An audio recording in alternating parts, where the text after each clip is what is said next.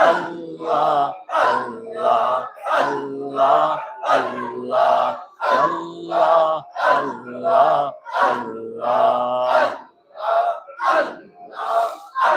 لا الہ الا اللہ محمد رسول اللہ صلی اللہ تعالی علیہ وسلم اللہم صلی علی سیدنا مولانا محمد وبارک وسلم۔ اے اللہ ہماری اس مجلس کو قبول فرما، گنہگاروں کا مجمع ہے، اے اللہ گنہگاروں کا مجمع ہے، امید لگا کے بیٹھے ہیں تیرا فضل ہم پر ہو جائے اور ہمارے بیڑے پار ہو جائیں۔ اے اللہ بیڑا پار کرنا تو آپ ہی کا کام ہے، ہم تو اپنا بیڑا ڈبونے والے ہیں۔